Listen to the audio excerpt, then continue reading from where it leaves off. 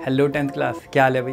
बहुत दिन से परेशान थे ये लोग। डिस्कॉर्ड पर मैसेज आ रहे हैं, व्हाट्सएप पे अलग से मैसेज आ रहे हैं कि सर मैथ तो चलो सही है जो चल रही है, ये बताओ बायो कब करवाओगे? तो भैया लो कर दी फाइनली बायो स्टार्ट।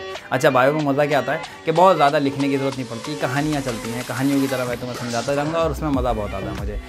हाँ, पता है मुझे कि तुम लोग किस चैप्टर के इंतज़ार में बैठे थे। आएगा वो चैप्टर भी आएगा, थोड़ा खा पी लेते हैं। इस चैप्टर में खाने पीने की, पचाने की बातें कर लेते हैं, थोड़ा ताकत आ जाएगी, थोड़ा स्टैमिना आ जाएगा, फिर चलेंगे वहाँ पर भी जिसका तुम इंतज़ार कर रहे हो। अभी मजा आएगा ना भिड़ो। तो चलो फटाफट से फिर इस चीज़ को शुरू कर लेते हैं।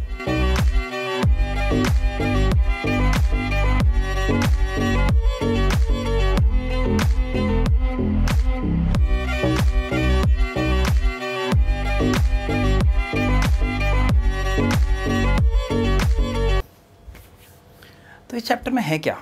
चैप्टर का नाम है लाइफ प्रोसेसेस, यानी ज़िंदगी के बहुत सारे प्रोसेसेस जो आपके रोज़ की ज़िंदगी में चलते हैं।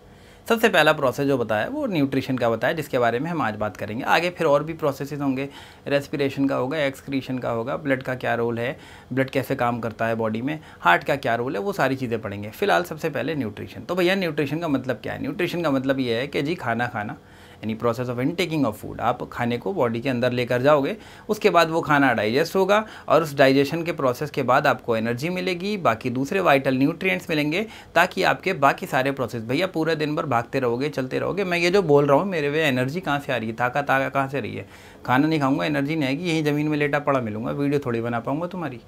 तो खाना खाते हैं, न्यूट्रिशन का प्रोसेस है वो, या खाना खाया और उससे जो है वो फिर तुम्हें ताकत मिलेगी।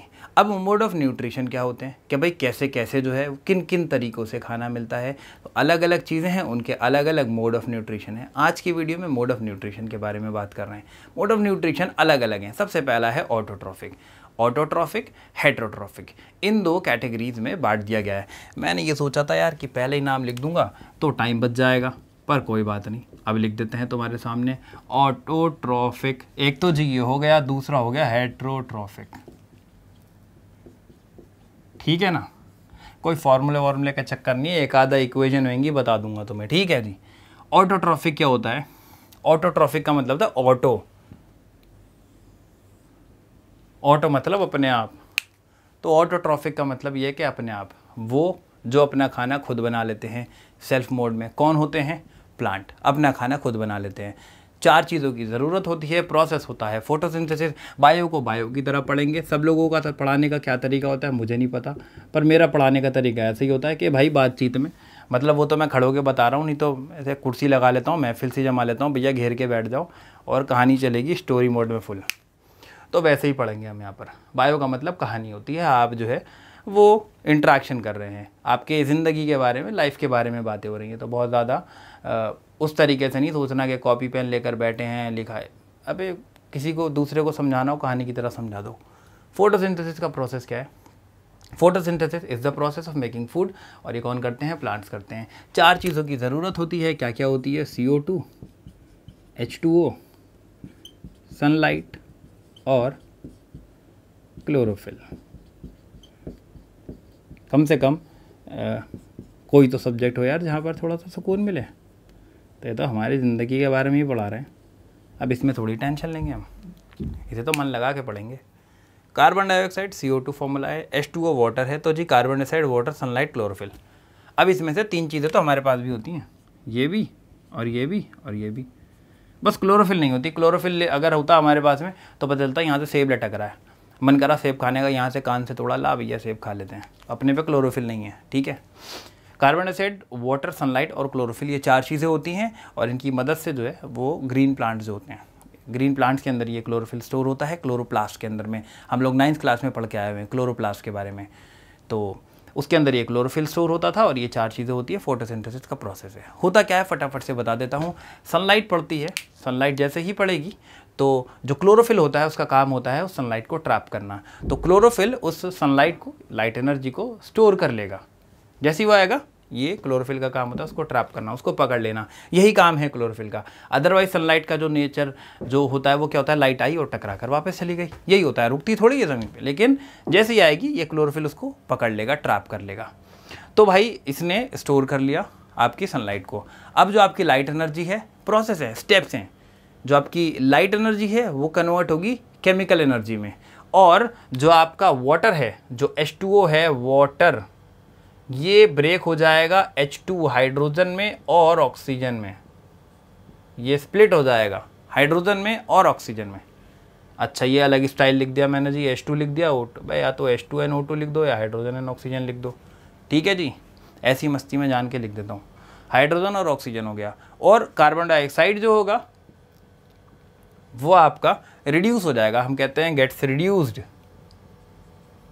टू कार्बोहाइड्रेट, या कह लो ग्लूकोज में रिड्यूस हो जाता है। अब आप कहेंगे रिड्यूस ये क्यों लिख दिया भाई, रिड्यूस क्यों लिख दिया? फॉर्मूला लिख कर दिखा देता हूँ, समझ में आ जाएगा।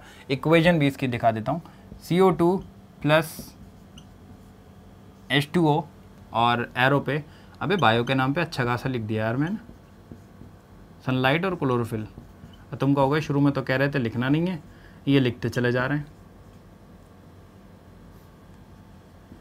मजबूरी है भाई, क्या करें, ये तो लिखना ही पड़ेगा। ये इक्वेशन है आपकी फोटोसिंथेसिस की, बस ये आपका carbon dioxide, water, sunlight, chlorophyll, arrow पे लगा दिया, चिपका दिया, क्या भैया चिट्टी के साथ तू भी निकल जा, और ये हमारा ग्लूकोज, बस यही है एनर्जी, यही है वो खाना जो वो बना रहा है भाई साहब।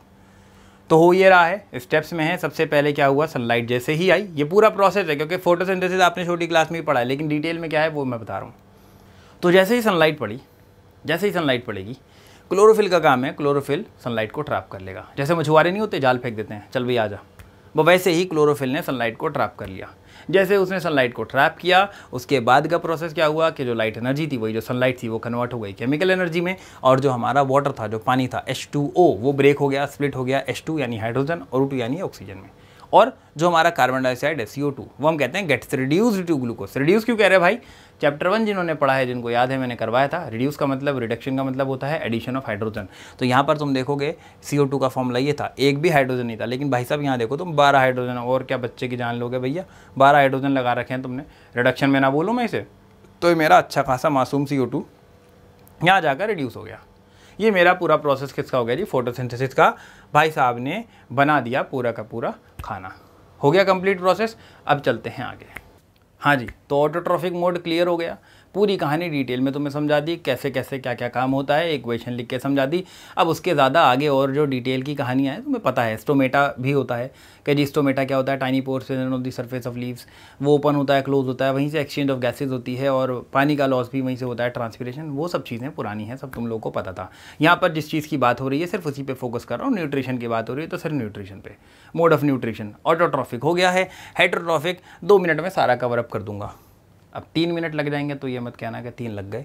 हेटेरोट्रॉफिक में 3 हिस्से बढ़ गए अलग अलग, ये तीनों ही हेटेरोट्रॉफिक है। तो भैया सबसे पहले हेटेरोट्रॉफिक होता क्या है? हेटेरोट्रॉफिक का मतलब ये होता है जो खुद अपना खाना नहीं बना सकता और दूसरे पे डिपेंड होता है। ऑटोट्रॉफिक कौन थे? हमने कहा भैया पेड़ पौधे हैं, अपना खाना खुद बनाते हैं, हम भी वहीं से जाकर लेकर आते हैं ना, फसल जो होती है, जो भी होता है, सेब हैं, फ्रूट्स हैं, वेजिटेबल्स हैं, सारे हमें पेड़ पौधों से मिलते हैं, तो वो ऑटोट्रॉफिक हैं, वो खुद अपना खाना बना रहे हैं। हेटेरोट्रॉफिक का मतलब वो लोग जो खुद खाना नहीं बना सकते, दूसरों पर डिपेंड होते हैं। अब इसमें भी 3 अलग अलग तरीके की कैटेगरी हैं।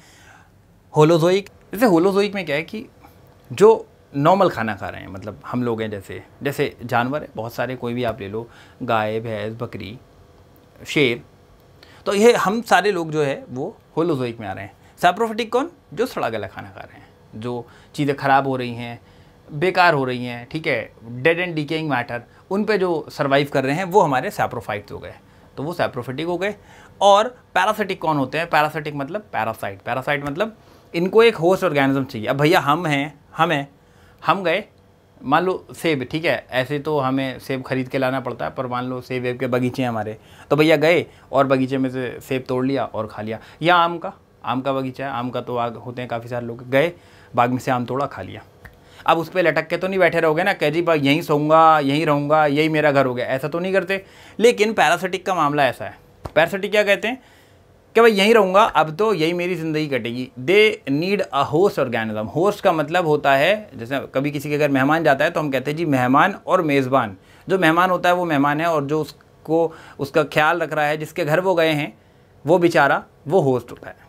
तो ये पैरासिटिक जो है ये तलाश में रहते हैं कि हमें कोई होस्ट ऑर्गेनिज्म मिले। एग्जाम्पल सबसे आसान देता हूँ तुम्हें, जूं, जो बालों में हो जाती हैं जूँ होती हैं, क्या करती हैं वो? तुम्हारे बालों में ही रह रही हैं, तुम्हारे सर में अगर आ गई गलती से, अब वो बालों में ही रहेंगी, वहीं रहेंगी। ऐसा तो नहीं है ना कि उतर करके 1 सेकेंड मैं ज़रा आऊँ वॉशरूम होकर, ऐसा नहीं होता। तुम्हारे बॉडी पे रहेंगी, वहीं खाना खाएंगी, वहीं रिप्रोडक्शन करती हैं, अंडे देती हैं वो, फिर उनसे और बहुत सारी जूं हो जाती हैं। होता है ना ये सारा प्रोसेस, ये सारा का सारा कहाँ हो रहा है? तुम उनके लिए होस्ट हो और तुम्हारी बॉडी में वो सारा का सारा प्रोसेस कर रहे हैं। तो ये पैरासिटिक मोड ऑफ न्यूट्रिशन। बहुत सारे और एग्जाम्पल हैं। बेल होती हैं, तुमने देखा होगा पेड़ पे लिपटी हुई होती हैं, वो क्या करती हैं? वो पेड़ का न्यूट्रिशन ले रही होती हैं।